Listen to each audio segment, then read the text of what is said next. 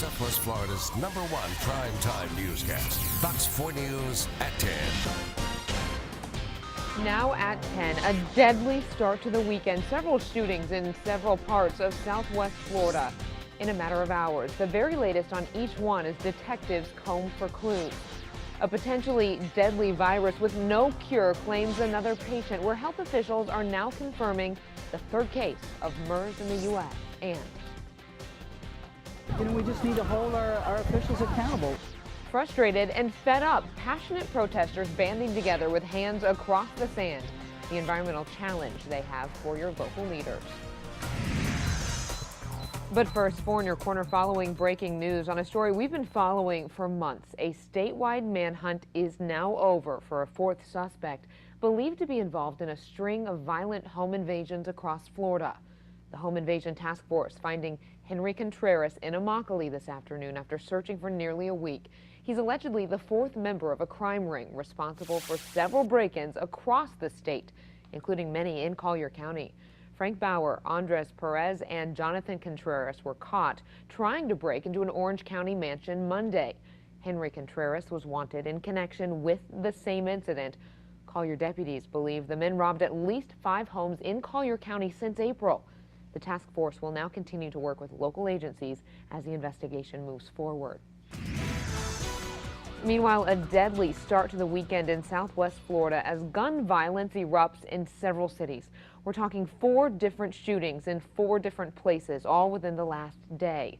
3 people dead, more than a half a dozen injured. It all started yesterday afternoon in Arcadia. Then just hours later, 3 more shootings, one in Immokalee, another in Fort Myers, and another in Lehigh Acres. That's where we start tonight. It's an area that perhaps has seen the most gun violence recently. 4 in your corner's Chris Day was monitoring the scene on Ichabod Avenue for hours early this morning. He joins us live in the studio with the details of the investigation. Chris? That's right, Kelly. Last night's shooting in Lehigh Acres marks the 4th in just 10 days there. The first 3 were all drive-by shootings, but last night the shooter got out of the car and entered the home, killing 1 person and injuring 2 others.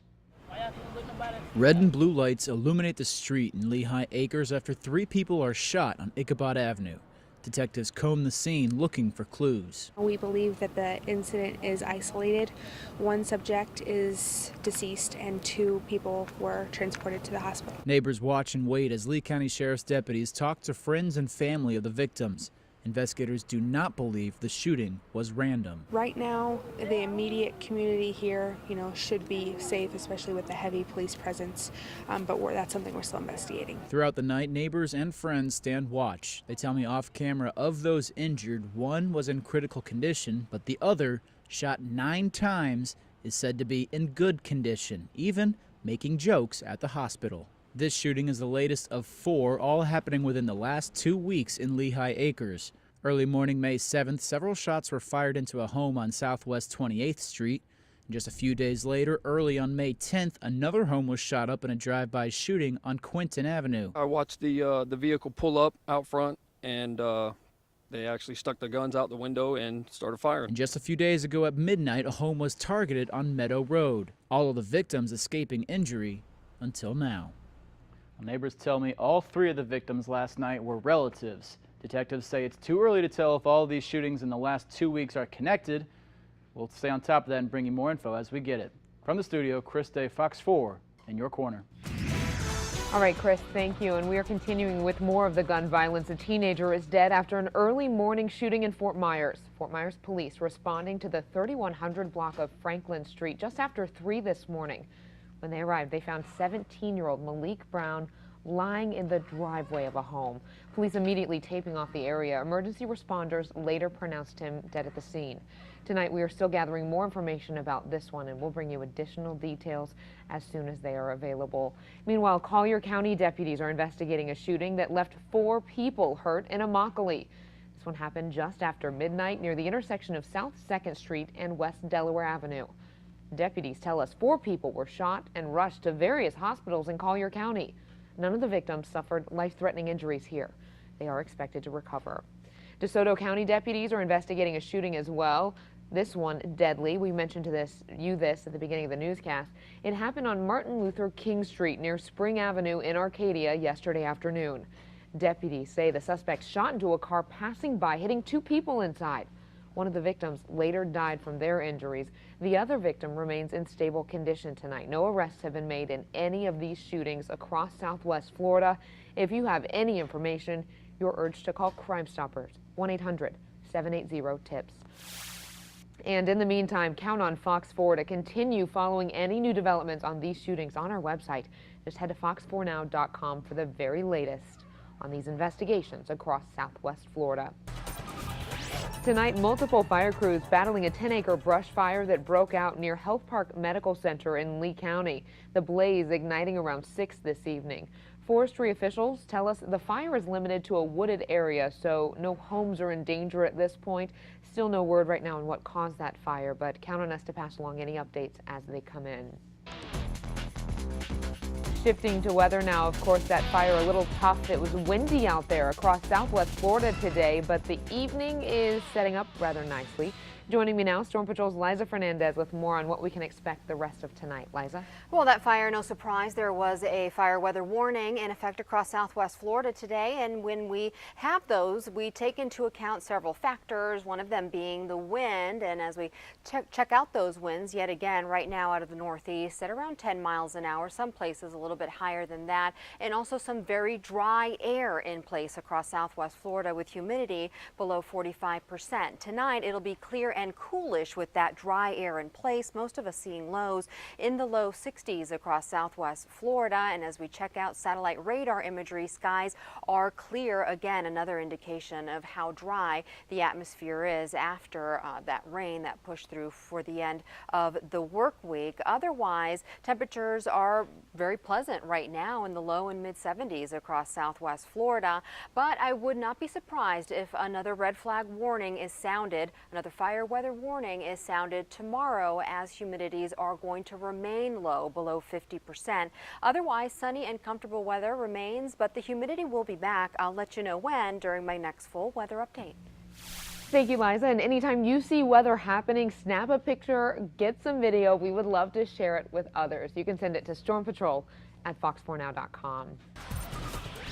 Tonight, 1 person is dead and 6 others are hurt after a 3-vehicle crash in Collier County. The Florida Highway Patrol says it happened about 7:30 last night on State Road 82 near Corkscrew Road.